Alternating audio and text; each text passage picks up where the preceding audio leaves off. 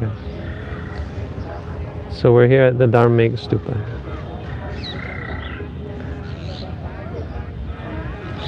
And I'll repeat what I was saying.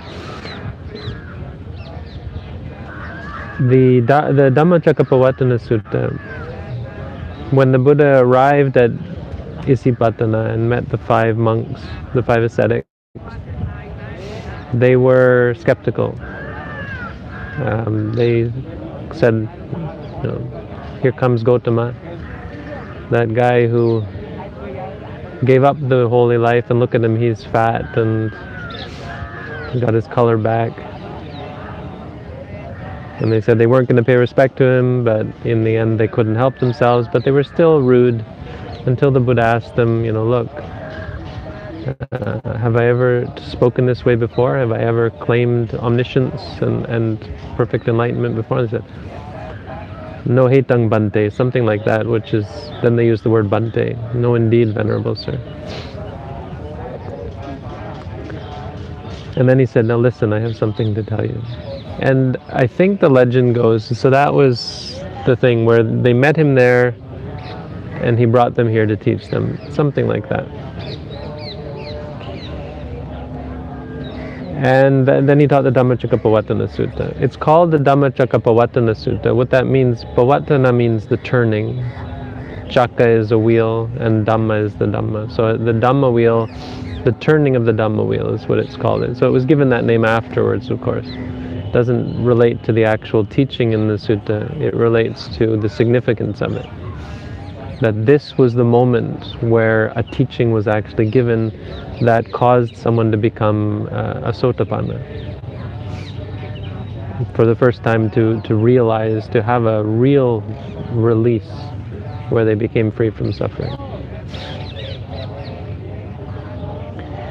And I think it's fair to say that the Dhammacakkappavatana Sutta is separated into 2 parts.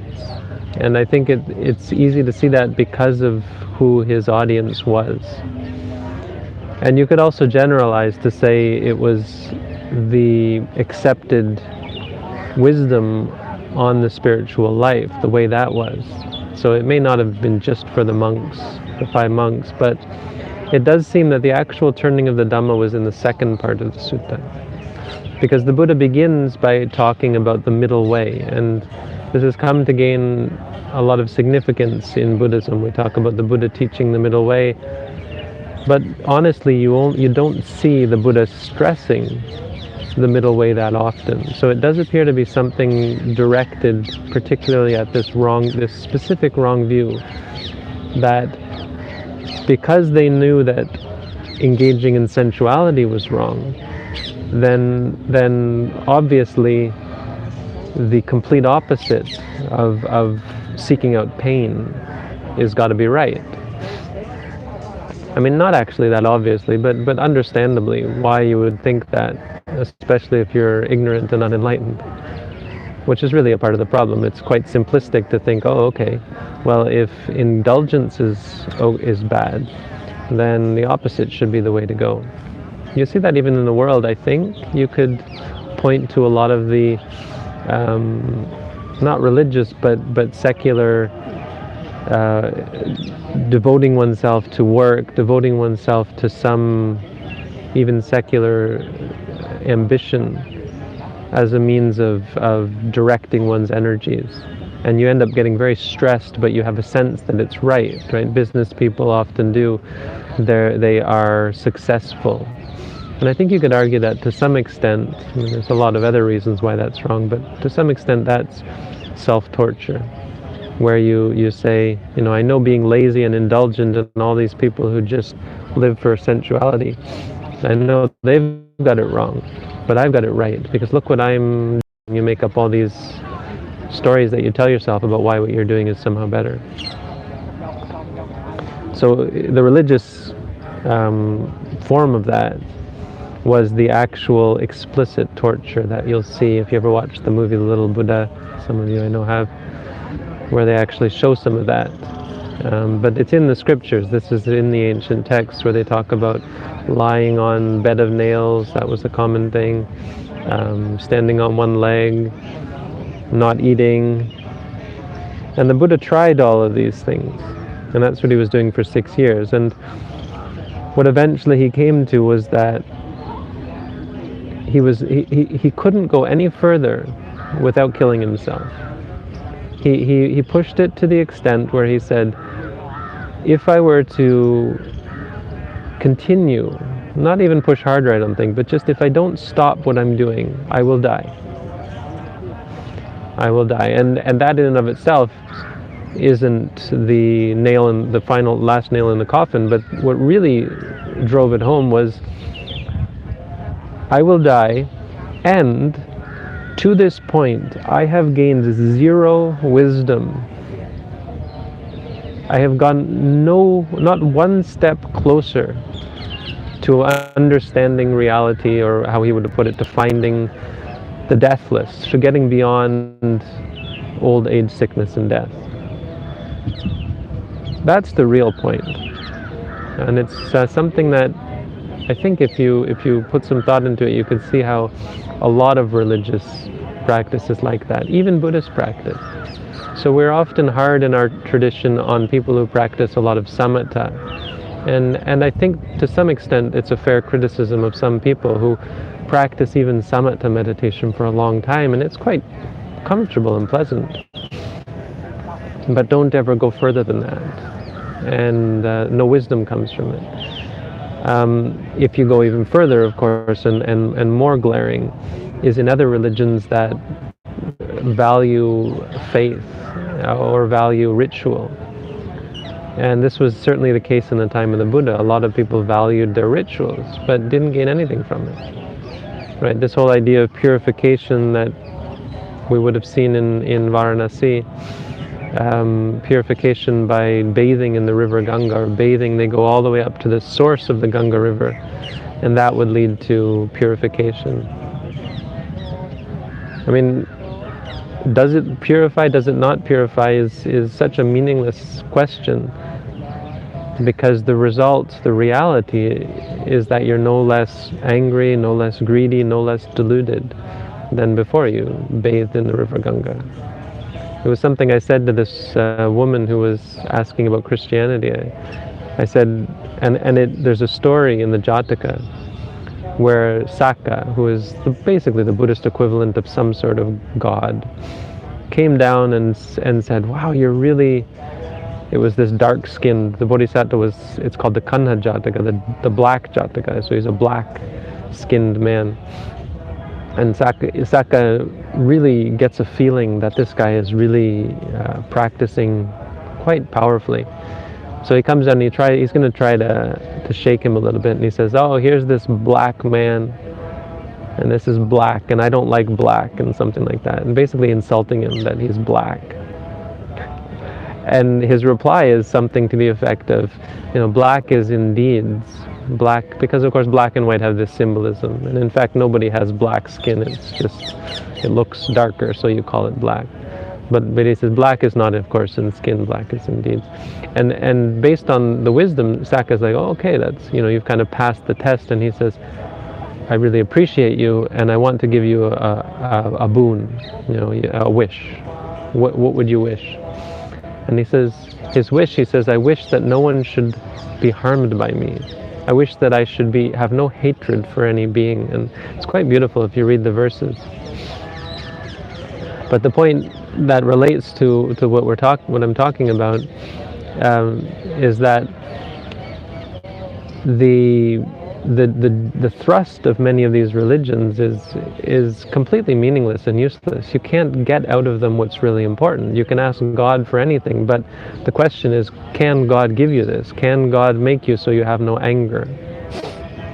Some, I think, religious people would say that yes, with faith it helps, but we know as Buddhists that that's very superficial and kind of just a useful temporary repression of your hatred and delusion and so on. And that to really free yourself from these has to go deeper. Certainly you can't just say, please God, let me not be angry, let me not be lustful. If that were the case, then all these priests, I bet they do try to pray away their pedophilia. I bet many of them do. Even though we say these are evil people, that they really do many of them, feel guilty, because it's very hard to be an evil person and not feel some guilt. Some of them probably don't, they're too far gone, but the prayers don't work. And we see that also in Buddhist circles, that just praying to the Buddha and doing chanting, well, being a good thing is too basic and too shallow. So, getting back to the sutta, the Buddha pointed out this prevalent dichotomy, that absolutely there were many people who were engaged in base, useless practices of indulgence and sensuality, and that's wrong. He called it hino gamo potu janiko, this indulgence in sensuality. Hina means inferior. Gama relates to the Gama. The Gama is the village. So Gamo means it's the way of the villagers. And the third is Potujaniko. Potujaniko means the way of a Putujana. Jana is a person. Putu means full, I think. But it means, Putujana is a Buddhist word that, I think it's just a Buddhist word that means someone who is full of defilements. That's how the etymology goes. I'm not sure what it originally meant, but we use it to mean someone who is full of defilements. A worldling is how it's often translated. So absolutely there were people who were doing that, and it was absolutely hina, inferior, and it didn't lead to anything special. Gama, it's just the way of people who don't really have any sense of right or wrong. And Potujanika, it's the way of ordinary people. So it's not necessarily evil. It's just because remember he's talking to ascetics, so he's telling them something they can agree with, like, yeah, this is the way of worldly people. And then he says, but there's this other way, and that's the torturing of oneself. Attagilamatanu yoga. Yoga meaning getting caught up in or dedicating oneself to atta means the self, gilamatana, the state of making oneself suffer. And he said this also, it's different. The words used are different. Dukkho, it causes suffering. I mean, that's really the ridiculous part, right? Like, how could this possibly be useful? The result is explicitly pain,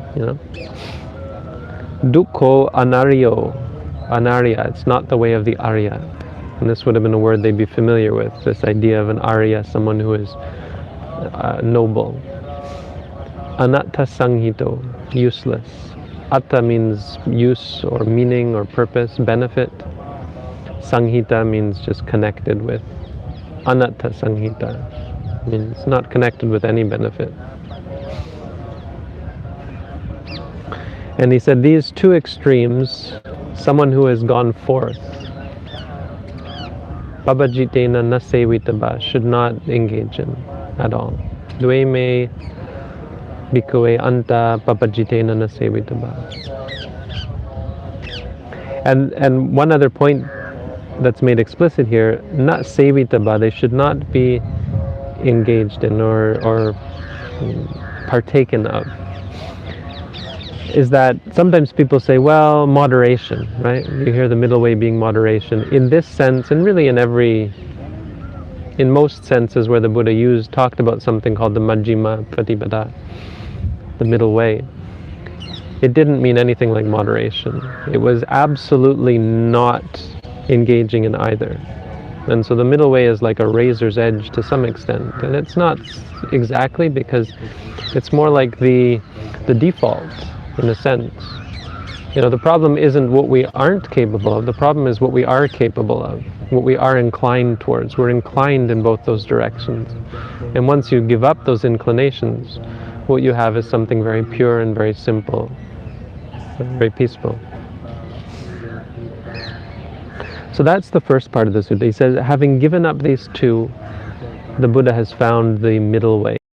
Majjhima Patipada Tathagatena Abhisambuddha. And that leads to wisdom, that leads to light. You should read the sutta. Everyone should read it. It's one of the core suttas. And then he says, what is that middle way? It's the Eightfold Noble Path. Now I think you have to cut it there and say that's the first part. Because then he switches gears, in a sense, and turns the wheel of Dhamma. And turning the wheel of Dhamma, what does that mean? It means teaching the Four Noble Truths. Now, the middle way is the Fourth Noble Truth, right? So he's going to be he actually repeats himself. But it's the framing of it, I think. Now he's going to frame his teachings around the Four Noble Truths and emphasize that as the framework. And that's important because that is the essence of Buddhism. You'll often hear that. People say, what are the core teachings of Buddhism? The Four Noble Truths. It really is true. And I think a problem often lies in how they're taught. You know, you read What the Buddha Taught, that famous book, and he says, I think he says, the Buddha taught that life is suffering, or the First Noble Truth, and that's of course not what the First Noble Truth is. So the next part of the sutta, he says, I'm going to forget the Pali, but he says there are these Four Noble Truths, and katame chattaro, no? How does it go? No, he doesn't even say it like that, I don't think. It's idang bhikkhave, idang dukkhang arya satchang time bhikkhave. There is this noble truth of suffering. And so he just launches in to tell the Four Noble Truths. But what a lot of people don't ever hear and don't ever realize is that it's actually not a fourfold teaching. That's not the extent of it. And that's not how he presents it. I think he goes first by telling the Four Noble Truths. Right? What is it? This is yes, that's right. The first part is the first noble truth is that jati pi dukkha, birth is suffering, old age is suffering, death is suffering, sorrow, lamentation, and despair are suffering. So he outlines some of the ways that we suffer. I mean, these are simple truths, but what's profound even there is how he's making that the essence of his religion, right? It's kind of like and that's why people, I think even the Buddha refers to himself as a physician, because it's kind of like that. It's very clinical. And it's not to say that other religions don't talk about relieving suffering and finding happiness. I think, of course, to some extent they do. It's that this is the core of Buddhism. It's not God, it's not faith, it's not ritual or anything. It's suffering. And he describes what it is, and then he says something that I think is also very profound that we always have to remember, is that at the core, the 5 aggregates of clinging are suffering. And that's going to relate to the second noble truth, of course. Second noble truth is the cause of suffering. What is the cause of suffering? It's tanha, yayang tanhang bono bhavika. That craving, that thirst that leads to further becoming. And that's becoming in terms of being reborn. It's also, you could say, becoming in terms of just doing things. You know, ambition leads you to take out a loan to get a job, to start a business or so on, or to get a car or whatever. Ambition is what leads us to get married, to have kids, and so on. It's creating something. Creating entanglement, getting the way that we get caught up in the world and build things for ourselves. So that's the cause of suffering, because it leads, of course, to busyness and entanglement. Mostly it leads to the entanglement of needing to get it, right? And then not getting what you want. So where he says not getting what you want is suffering, getting what you don't want is suffering, and so on. The third noble truth is the cessation of suffering. So with the cessation of craving, then there comes the cessation of suffering, which is important because it's different from saying, here's suffering, and if you can just avoid all those things or find a way to not have any of those things, then you don't suffer. And that's not the point of it. All of those things are suffering because of your craving for them, because of your craving for not getting them, right? You're craving for something else, you're craving for things to be a certain way. The fourth noble truth is, again, the path. And it's basically saying, how do you how do you arrive at this state of being free from suffering, which is of course the Eightfold Noble Path.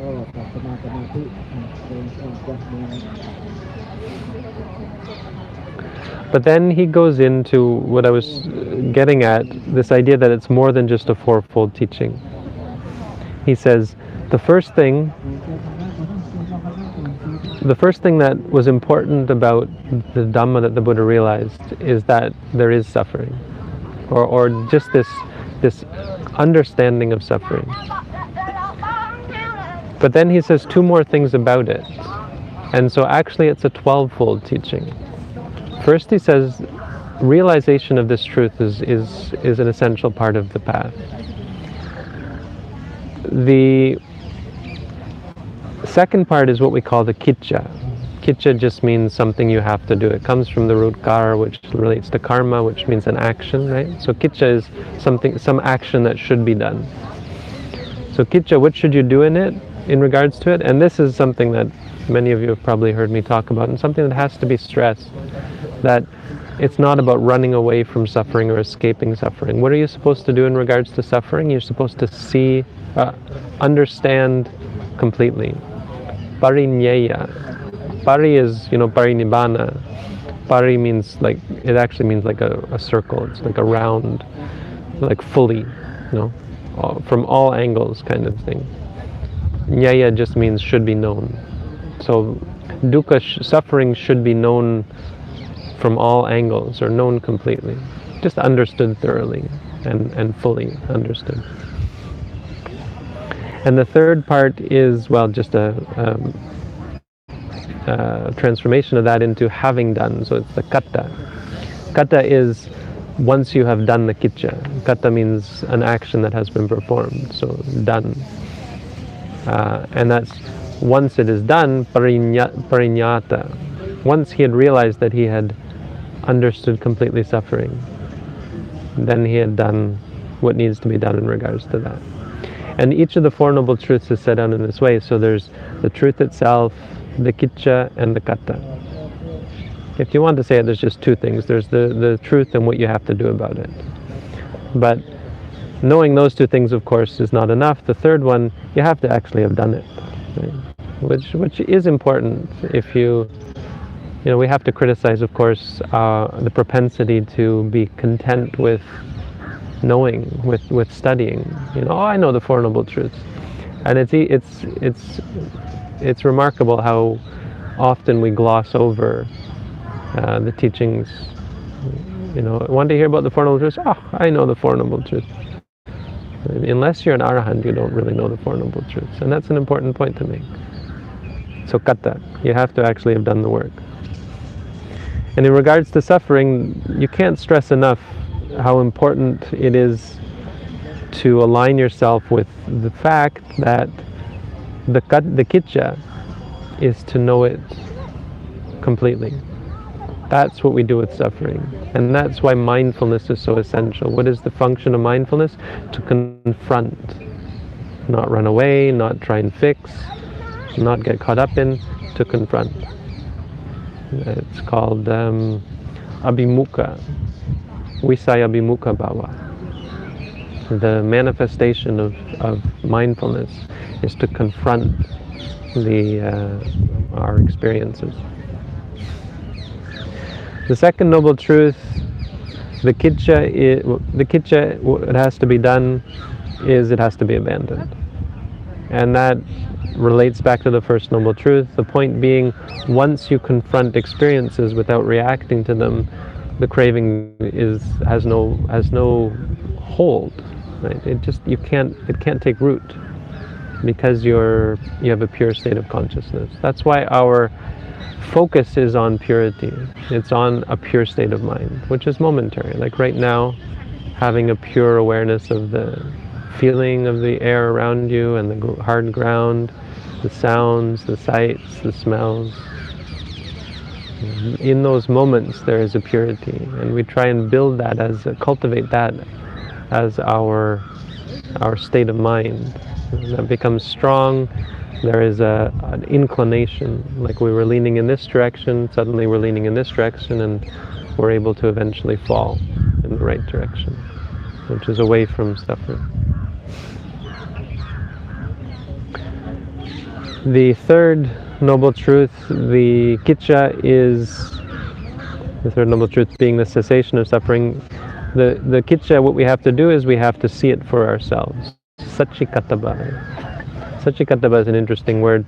I think it means kattava. Kattava is again karma, so you have to make it sa-achi, which I think means with your own eyes, literally. And that relates back to this idea of vipassana. Vipassana means seeing, so it's this metaphorical seeing. It's not with your eyes, of course, but it's related to how you would see something instead of just believing it. I mean, it's just emphasizing the fact that you have to experience it for yourself. But it does drive home that point that there's a difference between knowing intellectually and having this idea, yeah, I know the Four Noble Truths, and look at how it's freed me from suffering, so I've realized the Four Noble Truths. Just that knowledge. But the third Noble Truth is, yes, to be realized for yourself. The fourth Noble Truth, of course, the kicca, is bhavetaba. It should be developed. So we develop the Eightfold Noble Path. It provides another very staple, important core part of the Buddha's teaching. I mean, it's the fourth Noble Truth, but it's also a very beautiful and often cited core description of what Buddhism is. It covers all the bases in a way. You have right view, right thought, right speech, right action, right livelihood, right effort, right mindfulness, and right concentration. And if you put all those together, once they become all well developed and working in coordination, working together, then you free yourself from suffering. So that's the second part of the sutta. The last thing he says in the sutta is that until he realized the Four Noble Truths with these three parts, so this 12 dwadasakara, the making it into 12, I didn't say I was a Buddha. But once I realized these Four Noble Truths with their three parts, meaning he had actually done what needs to be done in regards to all four, then I said, among all beings in the world, that I was a Buddha. And when he said that, all the angels, the rest of the sutta is describing how all the angels responded by saying the Buddha had turned the wheel of Dhamma that will never be unturned, cannot be unturned by any Deva or Brahma or Mara. And that's an important part of the symbolism of the turning the wheel, because it's an inexorable turning. It's not something that you can turn back. Appatiwati cannot be, could never be turned back. At that point, Kondanya, when he was, remember these five, and one of them was Kondanya, who was the one person at the Buddha's birth who held up one finger. Everybody else was two fingers. He held up one finger, and said, he will definitely become a Buddha. So he actually was more confident than the others. That's kind of the idea. The other thing about Kondanya is apparently him and Subhadda were brothers in a past life. Now Subhadda was the last person to become enlightened under the Buddha's teaching, under the Buddha's actual direct guidance. So before the Buddha passed into parinibbana, he taught Subhadda. Kondanya was the first person, and they in the past life were brothers, and they decided to give a gift to a Buddha or a Pacceka Buddha or something, I think a Buddha actually.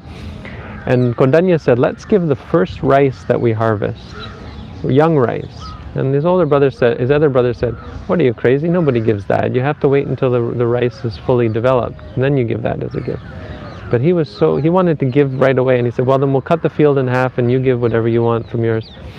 And so Kondanya gave young rice to the Buddha, and Subhadda waited until it was very well developed, and then he gave the dry, it was good rice, but it was the fully developed rice grains.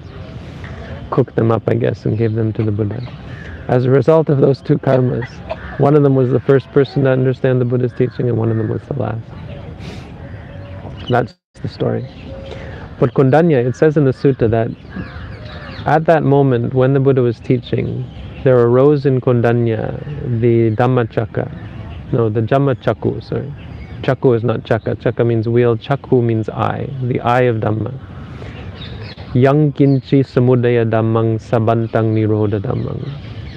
And that's the key point here. Yang kinchi samudaya dhamma. Whatever Dhamma arises, sabantang nirodha dhamma. Whatever is of a nature to arise, all of that is of a nature to cease. That's a description of the realization of Nibbana. And that's why we call it cessation, because there's an experience that is complete and utter cessation of experience, I think you could say. The orthodox way of explaining it would be complete and utter cessation of suffering.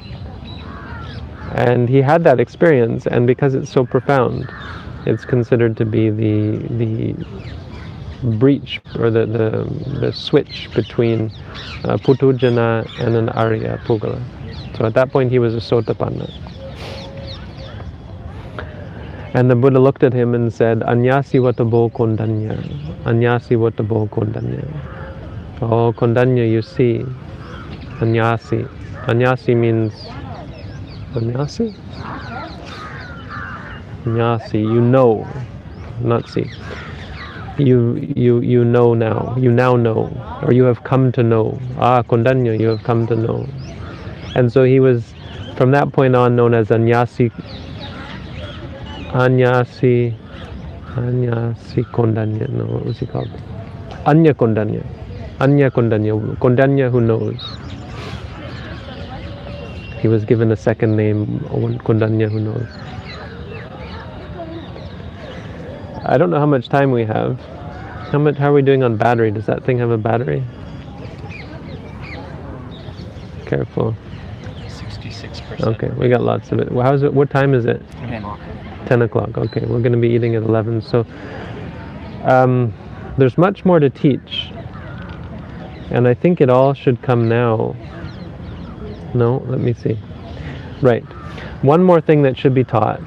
And I won't go into too much detail because I think we should do some meditation before lunch, right? Is that Kondanya became a Sotapanna. And then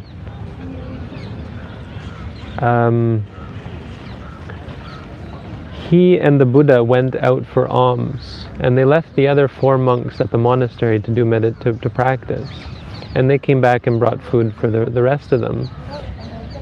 And the Buddha meanwhile taught the others, and every day he was teaching all of them, until all 5 of them, day by day, 5 days later, became Sotapanna. And once they were all Sotapanna, then he taught what is called the Anatta Lakkhana Sutta. Anatta means, of course, non-self. And so then he taught and tried to help them see this idea that nothing has a core, that our way of looking at things as being entities, a bag here, a hand, a fist, and so on, is conceptual. And that a much more real way of looking at things, and the deeper reality, is that things don't have a core. That there is no self, no soul in anything. That reality doesn't admit of such concepts. That reality is based on experience. And so it's this sort of change in perception, in worldview, in your paradigm, where you start to see things just as being experientially based. But I don't think I will teach the Anatta Lakkhana Sutta. Maybe if you guys want, we can do it in the van tomorrow or something. We can talk about it. What I'd like to do rather is, basically I'll give you the synopsis. The 5 aggregates are non-self. There we go. Why are they non-self? Because you can't control them, because they don't have any substance and so on. They're impermanent. And that's all. And I think what we should do now before lunch is we can do walking, we can do sitting, you can do as you like. And maybe we can do walking around the pagoda if you like. That can be a sort of a walking meditation, and then come back here and do sitting, and then we'll go for lunch. But this is the place, 2,500 and some years ago, where the Buddha taught the Dhammacakkappavatana. And the sky opened up apparently, and you could see hell and you could see heaven, and everybody was saying, here's the Buddha has taught, turn the wheel of Dhamma. Okay? So you can stop that and we'll go on to do some meditation.